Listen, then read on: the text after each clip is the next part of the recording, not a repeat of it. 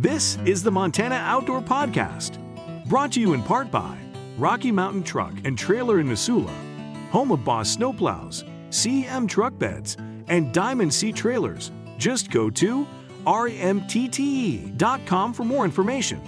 And by Superior Hardwoods of Montana, home of the largest selection of in-stock high-end wood products and flooring in the western United States. Let them guide you through the woods at superior-hardwoods.com. Now, get ready for more fascinating topics and the most interesting people you will ever find in Montana's great outdoors. We offer new podcasts most every Saturday. You can get a link to these podcasts by going to our website, montanooutdoor.com, or by going to our Facebook page, or just send an email to Downrigger at montanooutdoor.com and say send a link to my email. It's that simple. Now let's head out with your host, Downrigger Dale, and see what's going on in Montana's great outdoors.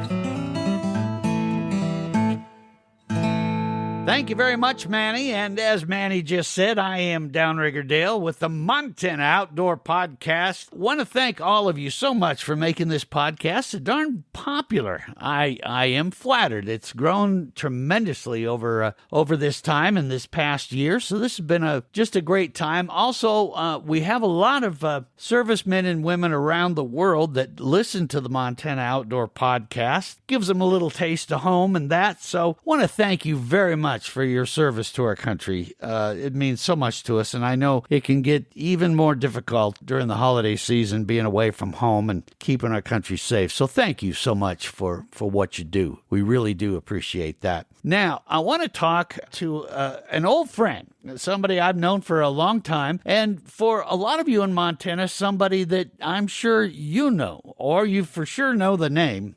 Shane Clouse is joining me here on the Montana Outdoor Podcast, and Shane, he does a lot of stuff. One, you've probably been to several concerts. He is a great entertainer, songwriter. He's now doing some acting, so you may be seeing him. May have already seen him in some different movie projects. You can probably see him in those some more. But also, he's just a good old Montana boy that loves to get out and hunt and fish and do all that. Shane, welcome to the Montana Outdoor Podcast. Thanks so much for joining me today. Yeah, thanks for having me today, Dale. I'm looking forward to chatting with you. Yeah. So why don't you get us a little caught up on what you've been up to lately? I know that you also are a business person here in Montana, and you just finished the Christmas season, which is a crazy busy season for you. But tell us a little bit about what you've been up to here in Montana. Well, as you said, I kind of have an eclectic work and play life. I'm very avid outdoorsman. My wife and I have a little farm and ranch. We have an orchard. We raise Scottish Highland cattle. And then in my entrepreneurial work life, I run a Christmas store and a website called MontanaReeds.com. We sell fireworks seasonally, and then we have a nursery business in the summer. So I guess I just like to stay busy.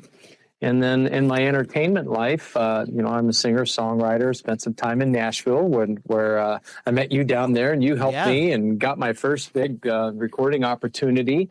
And, that entertainment part of my life has led to me being able to be involved in a few movies and act in them and write the score for them, which is very intellectually stimulating and quite challenging. And movie number 2 will be coming out sometime next April.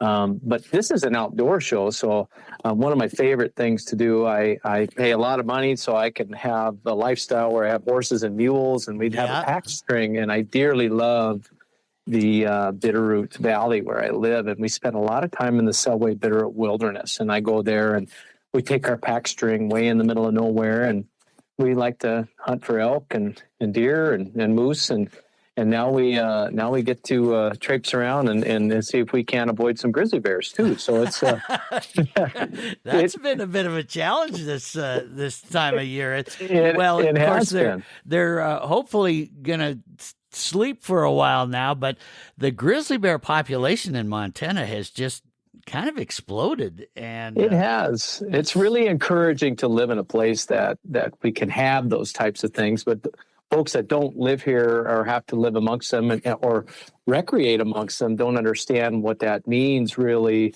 unless they're in the situation.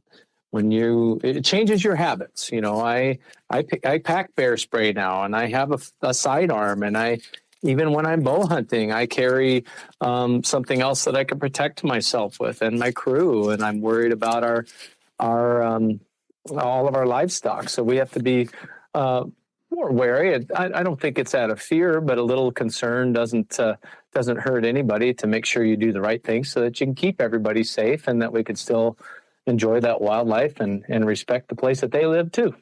Yeah, without a doubt. Got to be careful up there. Tell us a little bit about some of the things you've been involved with the outdoors. Now, you're on one of the commissions with the Montana Fish, Wildlife, and Parks, right? Yeah, we're partnering with Montana Fish, Wildlife, and Parks. I'm a past president of the Montana Wild Sheep Foundation, which works to benefit bighorn sheep, not only in Montana. We're affiliated with the National Wild Sheep Foundation, which is an international organization that really works to preserve habitat and opportunities, not only for wildlife, but hunting opportunities worldwide for bighorn sheep. And there's multiple ova species around the world. And I got really involved with that. It's just a wonderful caliber of people that are willing to donate copious amounts of time and mountains of money for this species. We've been very successful at recovering everything from wild turkeys to elk and deer and even wolves and grizzly bears. But this bighorn sheep, there's a disease issue that affects them profoundly throughout the western United States. It's called MOV pneumonia. And one of the things that we work on is to really try to increase those herds by understanding that pathogen more. And so I've been asked as a past president to be involved in a committee that works with Fish and Game, because the legislature allowed us to have $8 million to spend over the next 5 years for research and habitat enhancement and other things that involve bighorn sheep and another indigenous species, the mountain goat. And I am the representative for a region 2, which involves the Bitterroot Valley where I live. And so I'm really passionate about being able to really do some work right in the backyard where I live and where I like to recreate. Now, have they figured out, excuse me, where that pathogen came from? It seems like it's more prevalent than it has been, or is it just that because more people are out and about, they notice it more? I think it's the latter. I think that we understand it more now, so we understand what it was. The disease profile that was affecting the sheep, in the 70s and 80s, they didn't really understand it. They thought maybe it was a lungworm, which is a parasite that did affect sheep. But over time and research from Colorado State University and Washington State University and Montana State University, and collaboration with the ag industry, specifically the wool growers, has helped us learn about that pathogen. And they do believe, and have some pretty good research to back it up, that it came from domestic animals a long time ago.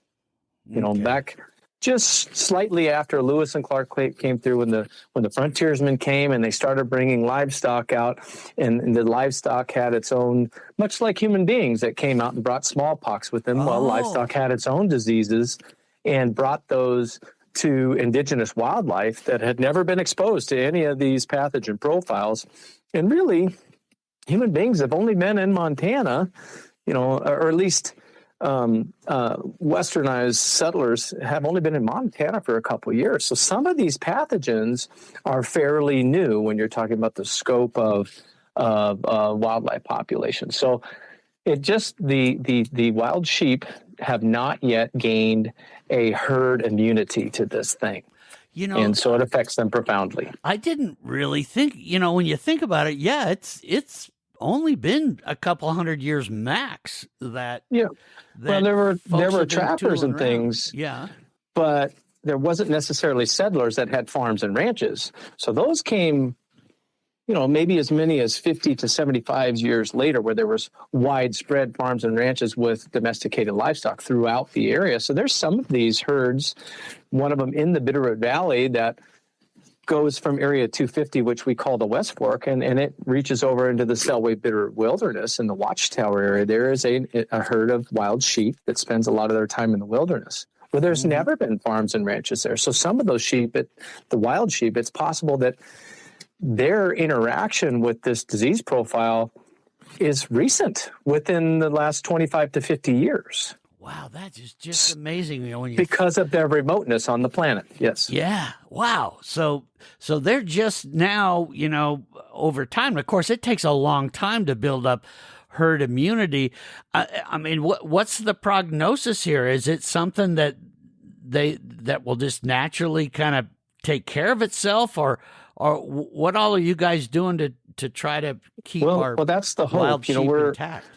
We have to try to let nature run itself. So and it's unrealistic for us to, a helicopter dart them and then inoculate them. Not that we have a vaccine or anything that we could give them.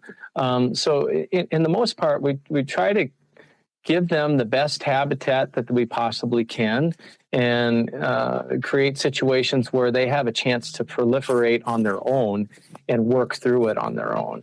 But there are some challenges there. And, human beings are another predator, but hunting and fishing is a right in the state of Montana. It's written into our Constitution. And quite frankly, it's one of the reasons why a person like me chose to come back here and live. I've lived all over the United States and around the world a bit. And I came back here because we have so many hunting opportunities. It's very important to my way of life and the way I want to live. So one of the things we do is hunting in the way that we do it, or the way I know it in Montana, is part of the conservation and the Western model of wildlife conservation, which involves, you pay for a license, and that license pays for biologists and habitat enhancement and things like this conservation committee I'm involved in. And so that we can perpetuate these species, so that we have an opportunity to continue our hunting heritage as part of the ecosystem. You're right. Yeah. And that, I'm glad you brought that up, because that's so important, as Montana has become more and more popular. And in fact, now I think that's why this podcast is grown so much. And the radio show we do live every Saturday morning now is, I think, consistently now, we have listeners from over 100 different countries every Saturday morning. That's great. I think it's because people have noticed that this is a pretty amazing place and a very unique place, but that also exposes a lot of people who may never have understood what hunting and trapping and all that is about. And they tend to think, oh, well, that isn't necessary. You don't need to do that anymore. And they don't really understand the fact that the greatest conservationists and environmentalists really out there are hunters and fishermen. It's absolutely right. At least in our country, and with my involvement in wild sheep being an international organization, one of the things that I really opened my eyes about that was, if you go hunting in places like Tajikistan or Iran, or Upper Siberia, there's some places that it's not very safe to travel. However, if you're a hunter and you're paying the fee to go hunt there, which also involves the conservation component of whatever wildlife you're hunting in another country, it may not be safe for you to be a tourist there, but if you're a hunter and you're going to help them manage their wildlife, very safe for you to travel, because they want that to happen. And we're so used to the way hunting and fishing is managed in our country. A lot of folks take for granted that that's the way it's done everywhere. And it's not. Our way of wildlife conservation, the Western model, which involves hunting and fishing and licenses, especially in North America, in Canada, and the Northwest Territories in the United States, that's pretty unique. And other countries come here and see the way that we manage our wildlife, and we have huntable and fishable populations that we can maintain. They are enamored by that, because a lot of other countries don't have that. Right. So, and particularly in the United States, Montana, I'm biased, but I believe Montana does it really, really well. We partner with agriculture.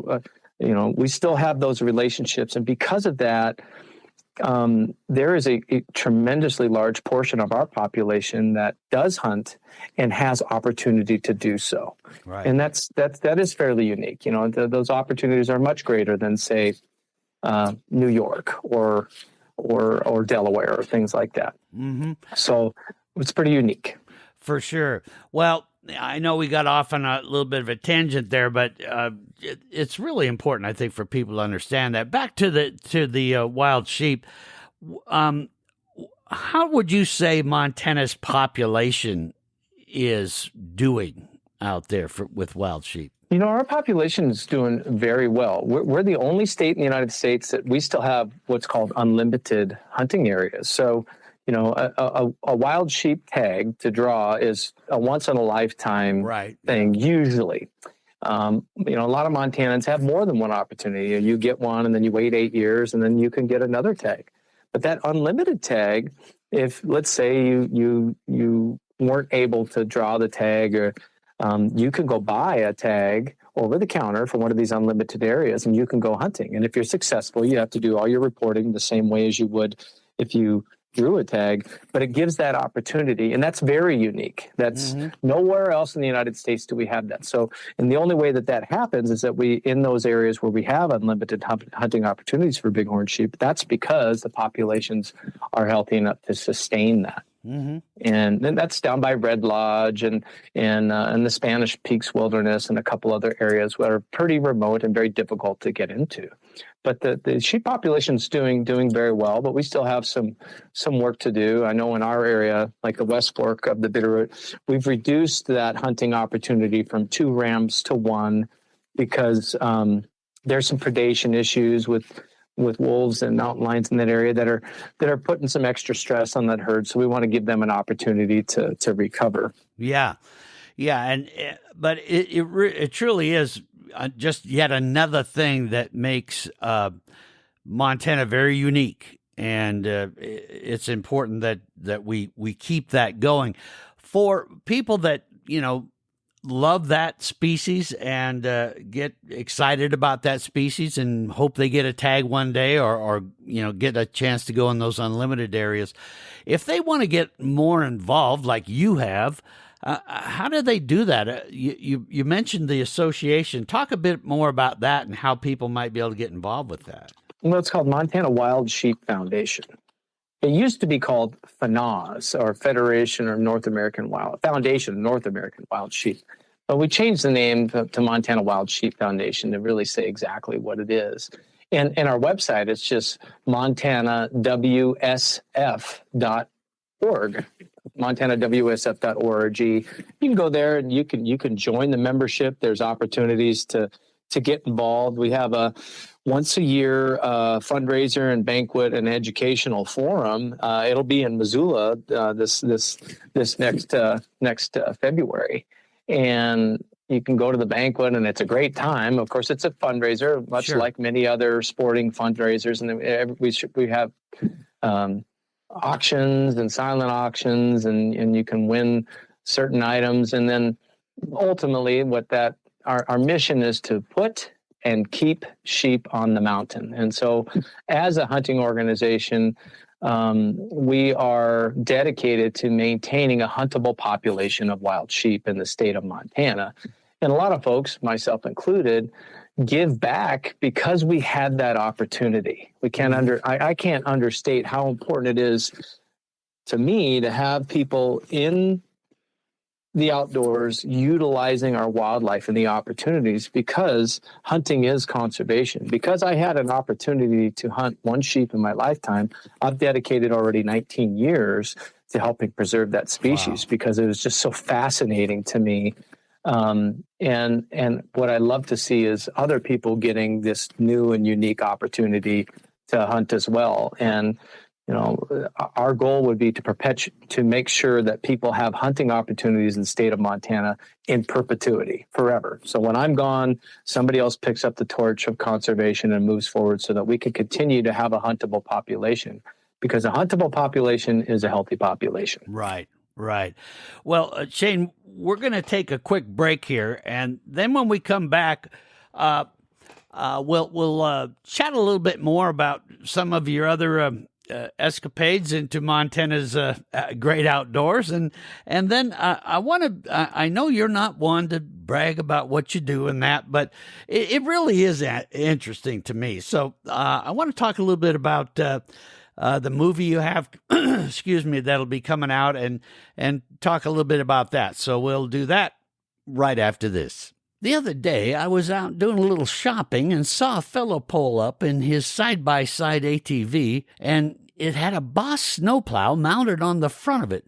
I just had to stop and tell him how amazed I was to see the perfect-sized Boss snowplow mounted on that like it absolutely belonged there. I said I had no idea that Boss made a snowplow that fit so perfectly on an ATV. He said, yeah, me neither. But I went into Rocky Mountain Truck and Trailer in Missoula, Montana, and told them I really needed something that could help me use my side-by-side to plow smaller driveways and sidewalks. And I'll be darned if they didn't have the perfect thing. It does an amazing job and has given my snowplowing business the perfect tool. The folks at Rocky Mountain Truck and Trailer mounted it on my side-by-side and showed me how to make that thing work like nothing I'd ever seen. Well, folks, that's Rocky Mountain Truck and Trailer for you. They always know how to help anyone get the job done, whether it's the perfect Boss snowplow that obviously fits on any kind of rig, to the best dump trailers and truck beds. Folks, I just can't think of a better place to send you to. They have a full service department and can even help you get financing so you can get what you need right away.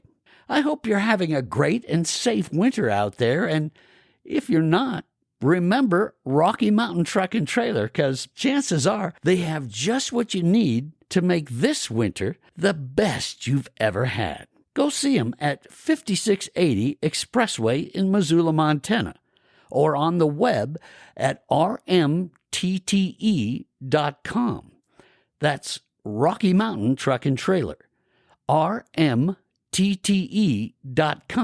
Go see them and have the best winter ever. And we're back here on the Montana Outdoor Podcast, talking with Shane Clouse. And Shane, we were talking about the Wild Sheep organization and a lot of the work that you've been doing to help that population and that, which is fascinating. I was going to share a story with you. And those of you that have never encountered wild sheep out in the wild, it is pretty amazing. I had never, and I spent a lot of my life out in the outdoors of Montana, but had never come across one until I was hiking with some of my grandkids up on Wild Horse Island out in Flathead Lake. And I had forgotten there's a small population of those out there. And we were going up this hill, and I had these little grandkids with me, and we came onto this small herd, and the leader of the herd decided didn't really like us being around there, and came charging down that hill, and I had the kids get behind me, and we had this little standoff, and he was a snorting and a paw on the ground, and I thought, oh Lord, the grandkids are going to watch Grandpa get run over. But fortunately, he decided we were okay as long as we didn't go any further, and we moved on. But they really are an amazing animal, aren't they? They are an amazing animal. They're, Lewis and Clark wrote about seeing multitudes of herds of wild sheep when they first came through Montana. That was the first time they saw the Rocky Mountain Bighorn sheep. And, we still have a large population, but it pales in comparison to, like many things, right, to what it was in 1805. Mm-hmm. So. Yeah. Now, besides, doing what you're doing for the bighorn sheep and all that, which, thank you. That's important that people like yourself get involved. You love to just get out and hunt. What have you been doing this last hunting season? How did you do? Well, I didn't get anything, but I sure had a good time. I've really gotten into bow hunting, which really makes things more difficult. Oh, So yeah. we take our pack string, and I also mentioned that I like to hunt in the Selway Bitterroot Wilderness, which is even more so difficult because the terrain is much more difficult to get into, Right. and then the wildlife is fewer and farther between. But there is a real blessing in the solitude. So, as you've probably heard with many bow hunters, I've had plenty of opportunities, but everything has to be right. I was about 28 yards from a big bull, and I just couldn't get him to move to the right spot. But I was close enough to realize that if he understood that he could easily take me over, since all I had was this little bow and arrow, that I was very glad that he didn't act like a grizzly bear, because I was close enough that he could have touched me. Wow. Yeah. I've talked to so many people that when they get into bow hunting, it really becomes addiction, and a lot of them don't go back to rifle hunting and that, because it's just a whole different experience.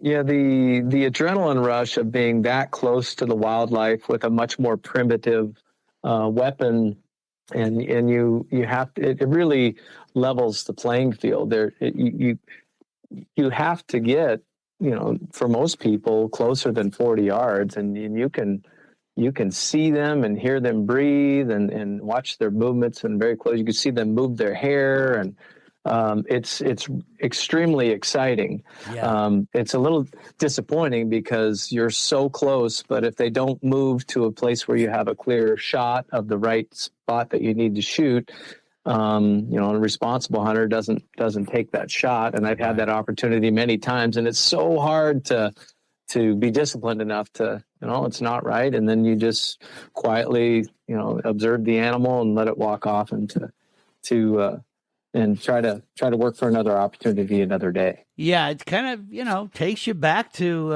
experiences that folks had way back, like you say, in the Lewis and Clark days, which kind of takes me to our next topic is, you've had a successful music career, and a lot of folks have, I'm sure, danced to your music out. You've played at so many different venues and that, but you got into acting, and I noticed that I don't know if it just because the opportunities were there for you to act in Western. What is it? The Eye for an Eye is the movie. Yeah, Eye for an Eye. And that's a really interesting movie, but very much going back into the Old West. Was that something that just was an opportunity that came along, or was that when you got into acting, that's what kind of attracted you, was trying to do a Western type thing? Well, I'd always have dreams when I was a kid of being an actor, and then I got involved in a group in Missoula called MCT, Missoula Children's Theater, and then Missoula Community Theater, which gave me some opportunities to act on stage. And then through my music and songwriting, I met a man named Larry Martin. He's an author and a songwriter and a movie producer, and he's written many scripts, and he had me act in a movie short when they were pitching a script to Hollywood, and he liked my acting, so he asked me to be involved in the first movie, which is called Eye for Eye. And Larry Perney did all the kind of background paintings that we used in the movie, and then John Savage and a gal named Blanca Blanco from Hollywood, they were in the movie. And John Savage is he's won Oscars and been in 300 movies. So, I auditioned and I got a lead role in that to act as Quint Reagan, who's a sheriff who's, the bad guy played by John Savage had murdered his wife, and he went to get reckoning and revenge. And then the movie I'm in is also a Larry Martin book called Mr. Pettigrew, and it's written about a fictitious town in the Nevada territory called Nemesis. And it's kind of a hell on wheels town. And as most movies are, they're based on a book, which is called Mr. Pettigrew, but the movie takes a little bit different shape. So we actually built a Western town on Larry's Little Ranch in Rock Creek, Montana, so that instead of trying to go on location to multiple sites around Montana or rent a very expensive Western town and then bring all the actors there and have to put them up for a month at a time, we actually built a Western town movie set on Larry's ranch using his barn and a couple of garages and made it look like an old Western town. And all the people came there. We were able to film the entire movie there at Larry's Ranch in Rock Creek. And some names that people might recognize, Rob Roberts, who's, if you saw him, you would notice that he's been in hundreds of TV shows and movies. Yeah. His sister, Julia Roberts, is enormously famous, and so is Rob Roberts' daughter. But so Rob Roberts, he plays a character in the movie, and a guy named Wyatt McCrae, his grandfather was a very famous Western movie actor in the 30s, 40s, and 50s. And then a gal named Chris Enns, who's another writer, she also acts in the movie. And then another local guy named Davey Williams, who's about my age, grew up in Missoula and has been involved in the movie industry. And he's made a bunch of kung fu movies, and he's also fluent in Chinese, so he made movies in China as well. So we all came together to put this movie together that's called Mr. Pettigrew, which is in editing right now, and it's due out in May of 2024, and it'll be on Amazon Prime and Hulu and Philo and various streaming sites worldwide. Mr. Pettigrew. Well, Mr. Pettigrew. Yeah. That'll be neat to check that one out and see. Now, what kind of a character do you play in this movie? He's a veteran of the Civil War on the rebel side, on the southern side, and he basically is my character. His name's Bo Boone, and he's basically destitute. He had to do so many terrible things in the war, it kind of messed with his mind, and he basically becomes a bum. And he rambles into town one day because he hasn't eaten in days, maybe even weeks, and he just looks terrible. He looks like a bum. Yeah. And he accidentally walks to the saloon because he figures he can get some free peanuts or something to eat, and he stumbles into the middle of a fight with Mr. Pettigrew, who is kind of the sheriff, proprietor of the saloon, and one of the bad guys. And he breaks up this fight accidentally and becomes fast friends with Mr. Pettigrew. And then Mr. Pettigrew notices that he needs a leg up, literally and figuratively, because Bo Boone is severe injury to his leg. And so Mr. Pettigrew gives him a job and, gives him an opportunity to work there.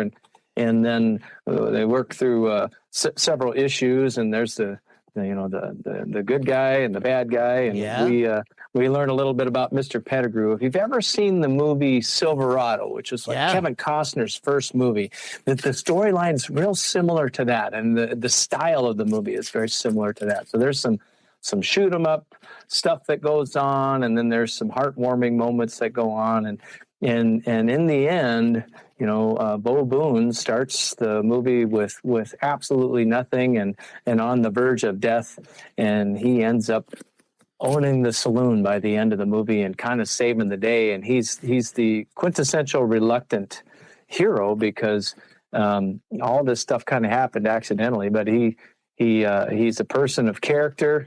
And he's not afraid to help out in a fight, and so that skill set helps him survive the day. Well, can't wait for that to come out and see that.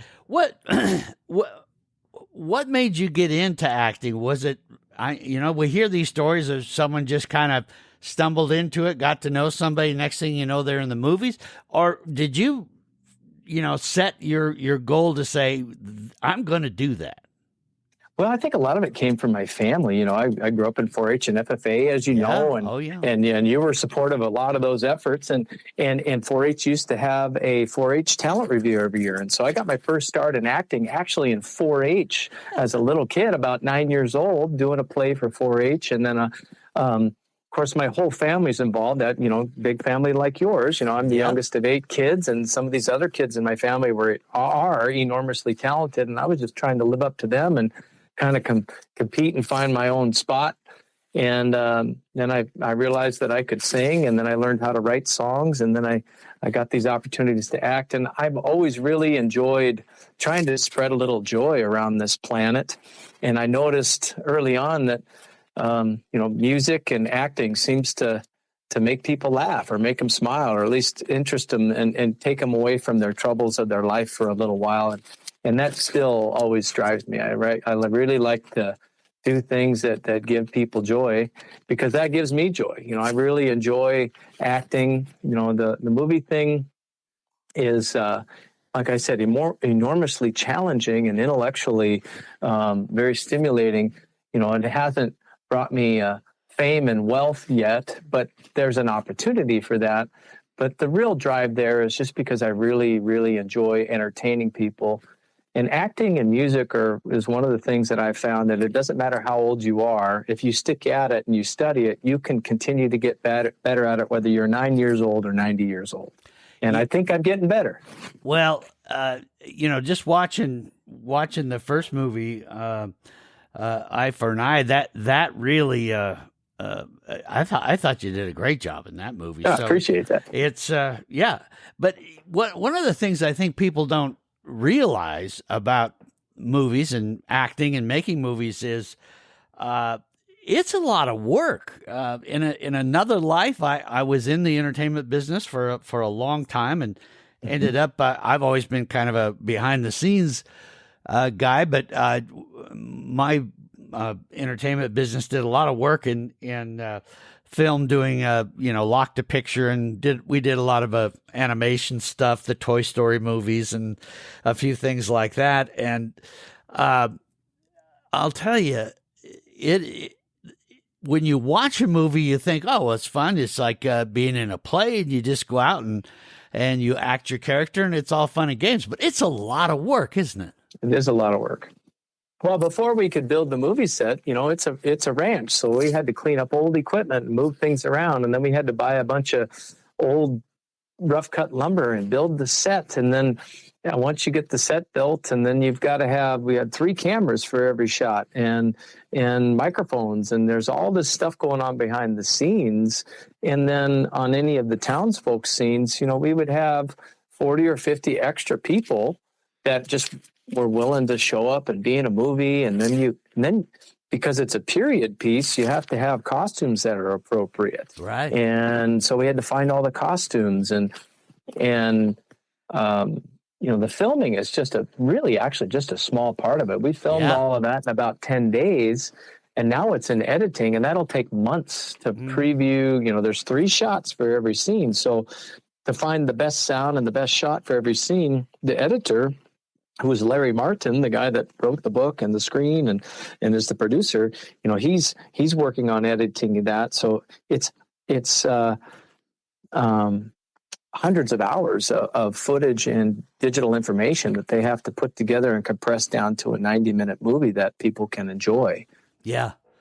Yeah, once I started learning about it, and I had, before I was just involved in, recording music, but getting into the motion picture side and doing the sound side of that, I just amazed me of just how much there is in that, and getting this raw piece of footage and saying, okay, we now need to add sound to it and sound effects and walking in a gravel box on the floor to try to, put the sound in for the actors' feet so they can get that dramatic thing. And we did all kinds of stuff and improvised and all kinds of things to make those sound effects work. And that it Absolutely. It really is an amazing thing. But it comes out to something that people, it entertains people, and something you can be proud of.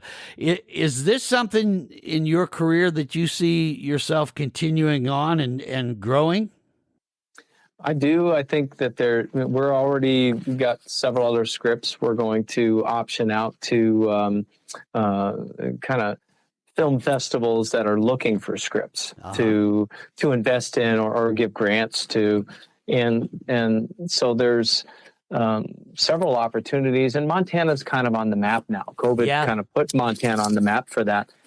And I guess I would say, I would jump at the opportunity to be in another movie, and not only am I acting in the movie, but they asked me to write the score for it, which is, as a songwriter, as you know, in Nashville, most of your songs are about 2 minutes, 40 seconds to 3 minutes, under 4 minute songs. So you're trying to write a song that's more for radio play. Well, when you're writing a score, you kind of have to think of, okay, what's the musical piece that people hear when this character walks onto the screen? So those kinds of things. That's been enormously challenging, and it's really fun and quite a blessing to be able to use what talents I've developed in my lifetime and still get to use them at 50 years old. Well, and that music and that becomes a very important part of the movie. One, it helps promote it, but also just having that music in the background. If you've never seen a raw movie before, dramatic music, and that gets put in there, it's really quiet. It's very quiet, and that music is just vital to setting tone and setting the whole thing to a movie. I think a lot of people don't realize just how important that is.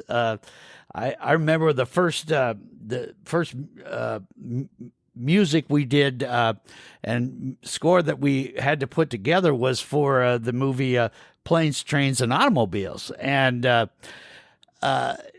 which was a hilarious movie and all that, but you have to set those tones, and so they came up with all these different songs and what they're going to fit, but now they had to be recorded to fit in with the movie itself, and that whole process was a major learning experience for me. But I began to realize that's super important. So that's a big role for you to put on, because that's got to be a little pressure on you as a songwriter, isn't it? It is a little bit of pressure. It's just so amazing now. Like when you and I first met up in Nashville in the late 90s, early 2000s, when you were working down there and helped me out, people were just beginning to utilize the internet and have websites. Yeah. And it was all about CDs then. Well, now, as you know, music really isn't consumed through CDs. It's Spotify or Pandora. Most of my music isn't even sold on a disc, or certainly not a cassette. Exactly. It's all online. So with recording now, I don't have to go back to Nashville anymore. I can record something in my home studio, or even on my phone. I can do a demo track. I can email it to a studio service that has any number of any kind of musician and singer that I would want to utilize for a song, and then we build the song. We put the drum tracks first, and then we do the bass, then you do guitars and keyboards and virtually any instrument you want, and we can build that. We can email or FTP these things back and forth, and everybody has their own studio. It's always best to have a full band in studio with the producer there, and everybody's able to see and feel and touch each other and collaborate right then and there.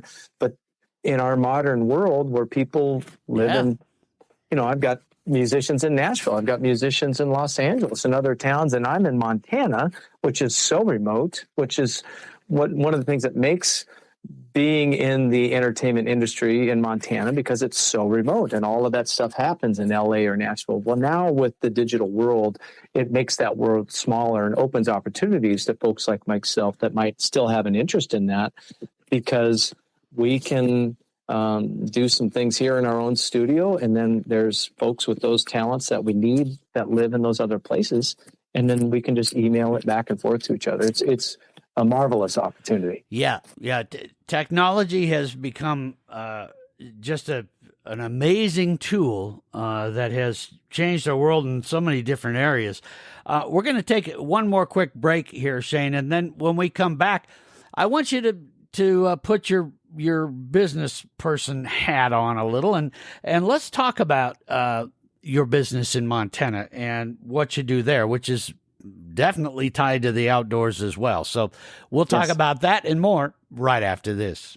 This is the time of year that reminds us to be thankful and optimistic, and there is no place that fits that attitude more than Superior Hardwoods of Montana. See, they just love what they do and love to help folks like you by, as they put it, guiding you through the woods to find the perfect type of wood for your home construction or remodel job. Whether you're looking for those perfect wood floors, stunning paneling for your den, or just that perfect something that makes your house say, "Welcome home," every time you walk in the door. This time of the year, however, they really just want to say how much they appreciate all of their customers that allowed Superior Hardwoods of Montana to be part of their special project this year. They truly feel honored that all of you chose to do business with them, whether you contacted them directly or had your contractor come in to find exactly what you were looking for. Thank you so very much. For those of you that are thinking of doing some building or remodeling, they wanted me to remind you that they're here for you and stand ready to help get your special project underway, with sound advice to help you navigate the often stressful time of doing a project, to actually guiding you through the woods at their amazing warehouse located at 5120 Highway 93 South in Missoula, or on their website at superior-hardwoods.com. But for now, the team at Superior Hardwoods of Montana would just like to wish you all the best during this holiday season. May the joy and happiness of the season surround you and your loved ones. Merry Christmas and Happy New Year to you and yours from our family here at Superior Hardwoods of Montana. That's superior-hardwoods.com. Back here on the Montana Outdoor Podcast, Shane Clouse is my guest. Boy, we're covering a lot of ground here with you. Talking about all kinds of things, from wild sheep to movies to music, you name it. But one of the things that the Clouse family is, of course, well known for is your business efforts, especially in the whole nursery side of things. Well, of course, we know you so well from your Christmas wreaths and your Christmas trees and all that. Tell us a bit about your business and what you guys are up to these days. Well, our corporate name, which most people don't even know, it's called Agrovitae LLC, which in Latin means cultivate life. Oh. And we chose that because that's kind of what we try to do. You know, I mentioned that I like to try to spread some joy in the community. And we have all these seasonal businesses. So this time of year, during the Christmas season, we have an online presence that's called montanawreaths.com, and we make Christmas wreaths, and they smell great. And for personal gifts and corporate gifts, we ship them all over the United States. So we make them at our shop in Missoula, and we put them in a box, and then we ship them anywhere in the United States, and even to like any military base in the country. So even like Afghanistan or Okinawa, you know, anywhere there's a military base in a U.S. address. And our storefront on Russell Street in Missoula, we have a business with an eclectic name called Pink Grizzly. Yeah. And that does all kinds of little eclectic things. This time of year, we sell Christmas trees and wreaths. So you can come to our store in the corner of Russell, Wyoming. You buy a Christmas tree or a wreath. We've been doing that since 1978.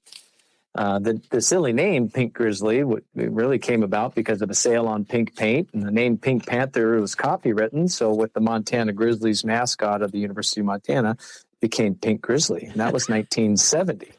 The pink paint was on sale, huh? That's right, and it was all because of a sale on pink paint. It's too bad it wasn't green. It could have been the Green Grizzly. We would have been before our time. But that entrepreneurial endeavor, started out as a truck farm to sell produce, sweet corn and apples and things like that. And it has evolved into this Montana wreaths and in the Christmas tree business. We even sell fireworks there seasonally. We still do that. Yeah. And then the major portion of our business is the summertime from March till basically November 1st. We have a nursery and garden center where we grow plants, ornamental plants, petunias and marigolds and any flowers you would plant outside your house, or even house plants you plant inside your house, to anything you'd want for your edible garden, tomatoes and herbs and and peppers and virtually every kind of vegetable that you can think of. So it is, my life is somewhat, kind of an eclectic thing, but it's really fun, and our business life encompasses all these different things. So with the seasons, about the time I'm tired of something, I got to move on to something else. And then I love to work, and I love agriculture. I've been in it my whole life. And my wife, Kelly, and I bought a little irrigated farm in Stevensville, Montana. And at home, we have an apple orchard, and we make apple cider, and we sell apples. And we have a small herd of Scottish Highland cattle. And, of course, we've got some horses and chickens too, but we grow hay for those cattle. And then when we make the apple cider, we take what's left over and we feed that to our cows. So we've got our own little farm going on. And we're fortunate that I like to do all those things. So my free time is eaten up by a lot of these things that are work, but they're fun things that I like to do, and kind of living a full life. I guess that's the way I'd put it. Well, and when you love it, it never seems like work at all. That's right. How do you think the business climate is in Montana? Folks that listen to this podcast regularly, they hear me talk about our sponsors here, and they're, of course, doing great because they just do amazing work. Superior Hardwoods of Montana does unbelievable things. I think they're so unique. And then, you look at the what our sponsor does with Rocky Mountain Truck and Trailer, and the fact that they sell all these, products, trailers and snow plows and all that help us get the work done. And, they're very successful because they do a great job. But all in all, for people, listening and hearing all the things you do and saying, I kind of want to have a life like that. Do you feel more or less difficult to get into business in Montana nowadays? Well, I think that there's always opportunity. I'm an optimist. There's always going to be challenges in business. It doesn't matter what time you live in. Sometimes it's harder to get a loan, or sometimes like now the interest rates have gone up. Sure, but I also remember living and doing business when I was a child with my family in the early 1980s when interest rates were 18, 19%. So right now the interest rates aren't so bad if you compare it that in history. So there's always challenges. And one of the biggest challenges is finding good help. So we've had to pay more to get good help, but we do have good help, and the help that we have is worth what we pay. So I do think that is one of the biggest challenges a lot of folks in Montana are finding, because a lot of the folks that are moving here, our population is growing, but a lot of those folks really aren't in the workforce. They're here for a second home or a retirement home, and they're not necessarily in the workforce. So I think that's probably the number one challenge. Financing is another challenge. If you don't have the cash to do payroll and cover all your overhead, your expense for borrowing money is going to be more. But like I said, I'm an eternal optimist, and I think I try to focus on the positives. And we've got a beautiful place to live. We've got a beautiful place to work. We've got a customer base of folks that want the things that we have to sell. So we just need to make sure that we can keep our doors open and keep our products available to those people so that we can all support each other. Me with my products for them, and them with their money to bring in and support me and our business and all the people that work here. Yeah. And the one thing that I've always found that Montana, in my opinion, is a bit unique in that we take care of each other here. Business people back in the old days when I was working on my dad's ranch, if a rancher got hurt, the other ranchers in the area, even though you might be somewhat competitors, would come together and help them put up their hay or whatever. That's true. And now it still is that way. I think Montana business people try to look out for each other and try to make a business climate that's good. So, I think if you have that optimism, like you say, you're going to be okay. But it certainly is one of the best states to live in the whole world. And I agree. I would rather I wouldn't rather live in any other place. But Shane, I want to thank you so much for spending so much time with me today and just getting us caught up on what you're doing and congratulate you on all these unique things you're doing. For those of you that are listening to this podcast, we talked about, the great work that Shane's doing and others in the, with helping conserve our wild sheep and that. I'll have down in the podcast description, I'll have a link to that organization and that. And then, if you have questions for Shane and want to know more about what he's doing and that, do you have like a website yet? Do you have a fan page or anything like that?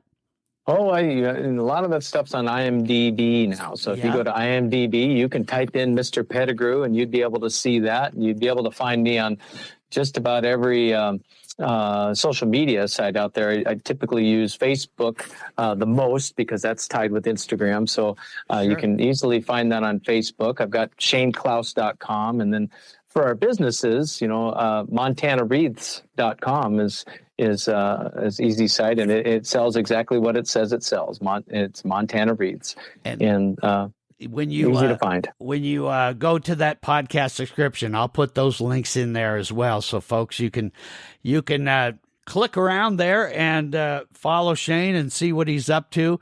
And those of you that are interested in supporting the wild sheep out there, by all means, get involved because they're doing great work, but they always need an extra hand.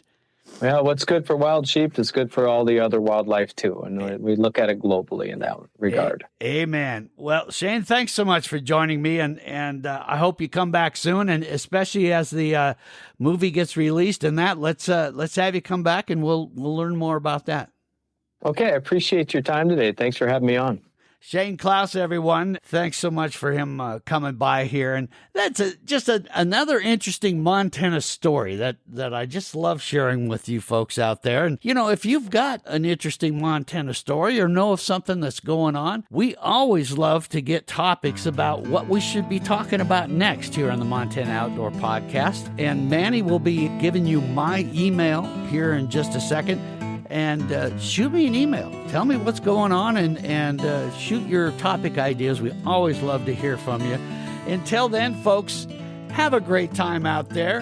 Happy New Year to you. And we'll see you next time right here on the Montana Outdoor Podcast. Thanks for listening to the Montana Outdoor Podcast. It has been brought to you in part by Superior Hardwoods of Montana, home of the largest selection of in-stock high-end wood products and flooring in the western United States. Let them guide you through the woods at superior-hardwoods.com. And by Rocky Mountain Truck and Trailer in Missoula, home of Boss Snowplows, CM Truck Beds, and Diamond Sea Trailers. Just go to rmtte.com for more information. So what did you think of today's podcast? Send your questions and comments to Downrigger at montanooutdoor.com. We should be dropping a new podcast this next Saturday. Until then, we will see you soon out in Montana's great outdoors.